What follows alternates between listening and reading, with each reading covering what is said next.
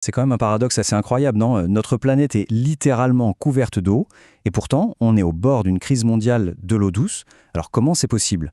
Et si la solution était juste sous nos yeux, dans l'océan, mais qu'on avait abordé le problème complètement à l'envers depuis le début? Voilà, c'est exactement ça, la question centrale. La Terre, c'est la planète bleue, la planète d'eau. Mais l'eau qui nous fait vivre, celle qu'on boit, celle qui irrigue nos cultures, eh bien c'est une toute autre histoire.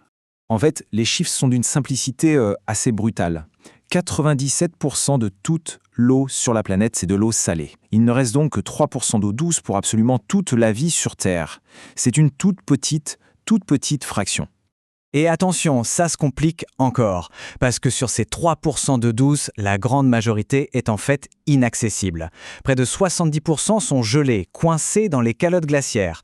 30% sont enfouis profondément sous terre, ce qui nous laisse moins de 1% de toute l'eau douce mondiale facilement disponible dans les lacs et les rivières. Là, tout de suite, on comprend mieux ce que ressources rares veut dire. Alors, on pourrait se dire, pourquoi ne pas juste boire l'eau de l'océan ? La réponse, elle est dans nos cellules. C'est un processus biologique qui s'appelle l'osmose. En gros, quand on boit de l'eau très salée, pour essayer de rééquilibrer les choses, nos propres cellules vont relâcher l'eau douce qu'elles contiennent.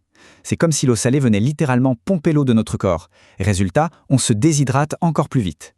C'est assez cruel, la science, parfois. Heureusement, face à ce genre de défi biologique, l'ingéniosité humaine a trouvé une parade technique qui semble évidente. Si l'eau contient trop de sel, eh bien, il suffit de l'enlever. Et cette parade, c'est le dessalement. Le concept est super simple en théorie. On prend l'eau de mer, on retire le sel et hop, on a de l'eau potable. Sur le papier, c'est génial. On pourrait installer des usines sur toutes les côtes du monde et régler la crise de l'eau pour de bon. Et le truc, c'est qu'on le fait déjà. Il y a aujourd'hui environ 16 000 usines de dessalement qui tournent dans le monde. C'est sûrement beaucoup plus que ce que la plupart des gens imaginent. Alors, si la technologie existe et qu'elle est déjà bien déployée, où est le hic ? Eh bien, c'est là que les choses se corsent. Parce que cette solution qui paraît magique a des coûts cachés. Et ces coûts ne sont pas seulement financiers, ils sont aussi énergétiques et bien sûr environnementaux. Pour faire simple, il y a deux grandes méthodes. La première, thermique. On fait bouillir l'eau de mer, la vapeur d'eau est pure, le sel reste au fond. Facile, mais ça demande une quantité d'énergie absolument colossale. La seconde, l'osmose inverse. On utilise une pression énorme pour forcer l'eau à travers un filtre si fin qu'il bloque les molécules de sel. C'est plus malin, mais ça consomme quand même une énergie folle. On en revient à cette fameuse citation qui résume parfaitement le dilemme. On a la technologie, mais son coût énergétique est tellement élevé que c'est difficile de l'utiliser à grande échelle. Surtout sans dépendre des énergies fossiles, ce qui ne fait que déplacer le problème. Et comme si ça ne suffisait pas, il y a un deuxième gros problème. Ces deux techniques créent un déchet, une sorte de mélasse hyper salée, concentrée en minéraux, qu'on appelle la saumure. Le plus souvent, on la rejette simplement dans l'océan, où elle coule et ravage les fonds marins. Bref, on résout un problème en créant un autre. Pas vraiment idéal. Mais et si on changeait complètement de perspective ? Si on arrêtait de voir ce déchet comme un problème à jeter ? Et si cette saumure, ce concentré toxique, était en réalité la clé de tout ?